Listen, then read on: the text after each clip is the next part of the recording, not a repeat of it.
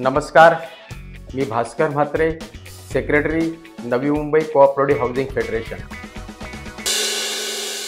New construction जर असेल आणि त्यावेळेस आपण त्यावेळेस फ्लॅट विकत घेतो त्यावेळेस आपण काय काय काळजी घ्यावी, तसेच बिल्डिंग एकदा कन्स्ट्रक्ट झाली आणि रिसेलचा फ्लॅट आपण घेतो त्यावेळेस देखील बरेचसे प्रॉब्लेम येतात आणि ते प्रॉब्लेम होऊ नये म्हणून आपण काय काळजी घ्यावी त्याबद्दल देखील मार्गदर्शन करण्यासाठी आज आपण ॲडव्होकेट श्री प्रसाद परब सरांना इथे आमंत्रित केलेलं आहे। तरी मी ॲडव्होकेट परब सरांना विनंती करतो की त्याने आमच्या श्रोत्यांना न्यू कन्स्ट्रक्शन आणि रिसेल मधले फ्लॅट विकत घेताना काय काय काळजी घ्यावी त्याबद्दल मार्गदर्शन करावं। धन्यवाद म्हात्रे सर। आपला आजचा विषय आहे डॉक्युमेंट्स कुठले कुठले सेल परचेसला महत्त्वाचे आहेत। म्हणजे ज्या वेळेला आपण फ्लॅट सेल परचेस करतो त्यावेळेला कुठले कुठले डॉक्युमेंट्स जे आहेत ते तिथे रोल प्ले करतात हे आपल्याला पाहायचं आहे।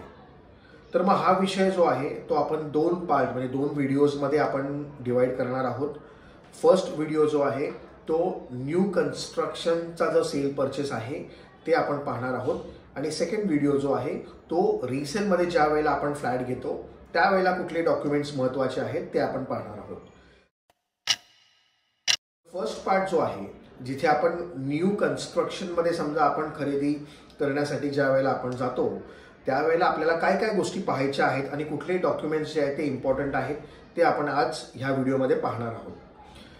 सर्वप्रथम ज्या वेळेला आपण सेल परचेसचा विषय बोलतो तर त्यावेळेला सेल हे डेफिनेशन कुठल्या कायद्याअंतर्गत येतं तर त्यावेळेला ट्रान्सफर ऑफ प्रॉपर्टी ॲक्ट जो 1882चा आहे त्या ट्रान्सफर ऑफ प्रॉपर्टी ॲक्टमध्ये सेक्शन 54 जो आहे तो सेलबद्दल सांगतो। मग सेल म्हणजे काय तर सेल म्हणजे it is a transfer of ownership in exchange of price paid और पार्टली प्रॉमिस्ड असं तिथे सेक्शन 54 मध्ये दिलेलं आहे। आणि मग सेक्शन 54 सांगतो की ट्रान्सफर ऑफ ओनरशिप आहे। सेक्शन 55 म्हणजे ह्याच सेक्शनच्या नंतर जो सेक्शन आहे तिथे असं सांगितलेलं आहे की what are the duties rights and liabilities किंवा जे ड्युटीज आपण रेस्पॉन्सिबिलिटी बोलतो सेलर आणि बायरच्या त्या तिथे दिलेल्या आहेत। आणि जर सेक्शन 55 मध्ये आपण पहिलं सुरुवातच बघितली तर तिथे सेलरच्या ड्युटीज दिलेल्या आहेत आणि मग सेलरच्या ड्युटीजमध्ये दिलेलं आहे की जर मटेरियल काही डिफेक्ट असेल तर तो त्यांनी बायरला इन्फॉर्म करावा लागेल। जर काही डॉक्युमेंट्स असतील त्या प्रोजेक्ट संदर्भातले ते त्यांनी त्यांना शो करावे लागतील किंवा बायरने उद्या काही क्वेश्चन्स रेज केले तर त्याचे आन्सर्स देखील सेलरला करणं गरजेचं आहे। तर याच प्रिन्सिपलच्या आधारावरती आपल्याकडे रेरा कायदा जो आहे तो एस्टॅब्लिश झाला होता आणि रेरा कायद्याच्या अंतर्गत आपण हे पाहतो की सेक्शन 3 मध्ये असं सांगितलेलं आहे की जर नवीन कन्स्ट्रक्शन असेल आणि तिकडे जर डेव्हलपरला सेल करायचं असेल तिथे आपण बघितलं सेक्शन 3 मध्ये आलेलं आहे की no promoter shall market sell offer to sale invite the buyers असे सगळे शब्द तिथे दिलेले आहेत without prior registering the project in RERA real estate regulatory authority. म्हणजे रेरा रजिस्ट्रेशन केल्याशिवाय तो सेल करू शकत नाही हा सेक्शन 3 आपल्याला संबोधतो। आणि मग या संदर्भात सेक्शन 3चा आधार घेऊन ज्या वेळेला प्रोजेक्ट रेरा रजिस्टर्ड होतो त्यावेळेला एक त्याला रेरा रजिस्ट्रेशन नंबर मिळतो आणि हा रेरा रजिस्ट्रेशन नंबर हा प्रत्येक ब्रोशरमध्ये किंवा त्यांच्या ॲडव्हर्टाइजमेंटमध्ये त्यांना टाकणं अनिवार्य आहे। आणि ज्यावेळेला आपण न्यू कन्स्ट्रक्शनमध्ये मग फ्लॅट घेण्यासाठी जातो त्यावेळेला ह्या नंबरच्या बेसिसवरती आपण काही डॉक्युमेंट्स जे आहेत ते आपण घर बसल्या व्हेरीफाय करू शकतो। मग असे कुठले डॉक्युमेंट्स आहेत रादर कुठले डॉक्युमेंट्स व्हेरीफाय करावेत तर ज्या वेळेला आपण नवीन प्रोजेक्टबद्दल बोलतो त्यावेळेला पुन्हा एकदा दोन कंपोनेंट्स आहेत, एक लँड आहे आणि एक प्रोजेक्ट आहे म्हणजे बिल्डिंग आहे। आणि मग लँड संदर्भात जे डॉक्युमेंट्स आहेत म्हणजे त्या डेव्हलपरला मिळालेले जे डेव्हलपमेंट राईट्स आहेत त्या डेव्हलपमेंट राईट्स कुठल्या ॲग्रीमेंटने मिळाले, लँड ओनर कोण आहेत, ह्या सर्व डिटेल्स जर आपण तो रेरा नंबर आपल्या रेरा वेबसाईटवरती महारेराच्या वेबसाईटवरती आपण तो नंबर टाकला तर त्याच्यामध्ये ते सर्व प्रोजेक्टचे डिटेल्स जे आहेत ते आपल्याला मिळतात। आणि ह्या डिटेल्समध्ये आपल्याला हेही पाहायला मिळतं की टायटल रिपोर्ट म्हणजे खाली जर तुम्ही शेवटच्या लाईन्समध्ये जर याल तर तिथे टायटल व्हेरिफिकेशन्स वगैरे टायटल रिपोर्ट आहे, लीगल टायटल रिपोर्ट आहे, हे सगळं आपल्याला तिथे पाहायला मिळतं।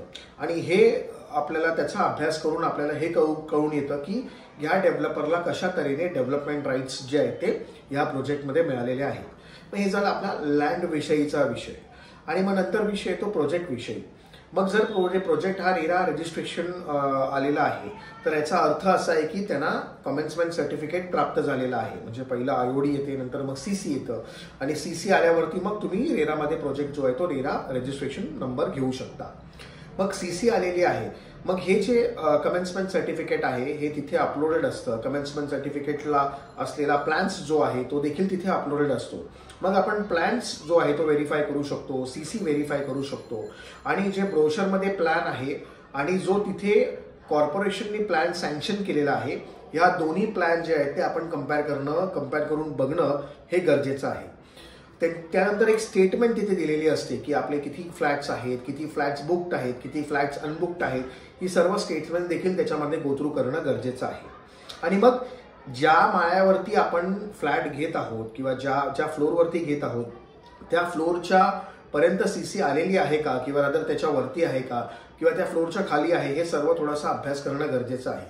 जर त्या फ्लोअरच्या खाली सीसी आलेली असेल तर ते फ्लॅट त्यांना विकणं त्यांना येऊ शकत नाही आणि त्यामुळे असे फ्लॅट्स घेणं हे देखील एक रिस्क आहे. त्यामुळे फ्लॅट घेताना आपला फ्लॅट कमेन्समेंट सर्टिफिकेटनी कव्हर केलेला आहे का हे पाहणं गरजेचं आहे. हा झाला आपल्याला प्रोजेक्ट रिलेटेड आपल्याला डिटेल्स. त्यानंतर इतरही काही डिटेल्स जे आपल्याला त्या रेरा वेबसाईटवर पाहायला मिळतात, जेणेकरून म्हणजे प्रमोटरचे सगळे डिटेल्स आहेत, प्रमोटरचे काही लिटिगेशन्स असतील त्या प्रोजेक्ट रिलेटेड, तर त्या प्रोजेक्टचे लिटिगेशन्स देखील प्रमोटरला त्या प्रोजेक्टवरती टाकणं बंधनकारक आहे. मग ते लिटिगेशन्स तिथे शो होत आहेत का हे देखील आपण ह्या माध्यमातून रेराच्या वेबसाईटच्या माध्यमातून पाहू शकतो. तसंच रेराचं रजिस्ट्रेशन सर्टिफिकेट जे आहे ते देखील तिथे अपलोड केलेलं असतं, तर ते देखील तुम्ही पाहू शकता. आणि त्या रेराच्या रजिस्ट्रेशन सर्टिफिकेट जर असेल, सीसी कमेन्समेंट सर्टिफिकेट जर योग्य असेल, तर मग आपण तिकडे पहिली पायरी जी आहे ती आपली तिथे पार पडते. आणि मग ह्याच्या व्यतिरिक्त जर आपल्याला काही सर्च करायचे असतील तर डेफिनेटली आपल्याला एक टायटल सर्च जो आहे तो आपण घेतला तर सगळ्यात बेस्ट होतं. कारण टायटल सर्चमध्ये आपल्याला हे माहीत पडतं की जो फ्लॅट आपण विकत घेत आहोत त्या फ्लॅटमध्ये अगोदर कुठल्या प्रकारचं ॲग्रीमेंट वगैरे झालेलं आहे का, रजिस्ट्रेशन झालेलं आहे का, किंवा काही मॉर्गेज असतात किंवा डेव्हलपर्स काही फ्लॅट्स जे आहेत ते फायनान्शियल इन्स्टिट्यूशन्सकडे मॉर्गेज ठेवतात. मग ते त्या प्रकारे जर मॉर्गेज असेल तर मग त्यांना प्रायर त्यांचं कन्सेंट तो विक्री करता येत नाही. ह्या सगळ्या गोष्टीचा अभ्यास जो आहे तो आपण सर्च घेतल्यावरती आपल्याला माहीत पडतं. तर अशा तऱ्हेने जी आहे प्रायमा फेशिया नवीन कन्स्ट्रक्शन ज्या वेळेला आपण घेतो त्यावेळेला ही प्राथमिक काळजी घेणं आपल्याला गरजेचं आहे. ह्याच्या व्यतिरिक्त डेव्हलपर बरोबर इंटरॅक्शन करणं, जसं सेक्शन 55 मध्ये सांगितलेलं आहे की तुम्ही काही क्वेश्चन्स पुटअप केले, म्हणजे ह्याच्याही आपल्याला काही आन्सर्स मिळाले नसतील तर आपण प्रमोटरला क्वेश्चन्स पुटअप करून त्याचे आन्सर्स आपण तिकडे मिळवू शकतो. जर काही डॉक्युमेंट्स काही ठिकाणी रेरा वेबसाईटवरती अपलोडेड प्रमोटर करत नाहीत तर मग अशा काही डॉक्युमेंट्स आपण फिजिकली जाऊन त्यांच्या ऑफिसमधनं पाहू शकतो, पडताळणी करू शकतो. आणि जर प्रोजेक्ट हा मुंबईमध्ये असेल, पुण्यामध्ये असेल, ठाण्यामध्ये असेल तर इथे बऱ्याच वेळेला कॉर्पोरेशन जे आहे ते सीसीचे प्लॅन्स वगैरे सगळे ऑनलाईन पोर्टलवरती असतात. तर आपल्या ओळखीचा कोण आर्किटेक्ट असेल तर त्या दृष्टिकोनातून आपण ते प्लॅन्स सर्च करून तेही तिथे थोडं पाहू शकतो. अशा तऱ्हेने हा कम्प्लीट अभ्यास करून आपण प्रोजेक्ट जो आहे प्रोजेक्टमध्ये जाणं आणि तिथे फ्लॅट परचेस करणं, या माध्यमातून आपण हे सगळे डॉक्युमेंट जे आहेत ते पाहायचा प्रयत्न एक छोटासा केलेला आहे. आणि अशा तऱ्हेने ही थोडीशी कॉशियस भूमिका घेऊन आपण फ्लॅटमध्ये एंटर करावं, परचेसमध्ये एंटर करावं आणि मगच खरेदी करावी, म्हणजे मग बुक करावा. अशा तऱ्हेने ह्यासाठी हा व्हिडिओ जो आहे तो आपण अपलोड केलेला आहे. नेक्स्ट पार्ट जो आहे तो आपण रिसेल संदर्भातला पाहणार आहोत. मग रिसेल मध्ये फ्लॅट खरेदी करताना काही आपल्याला काळजी घ्यायची आहे ते आपण नेक्स्ट पार्टमध्ये पाहायचा प्रयत्न करणार आहोत. धन्यवाद.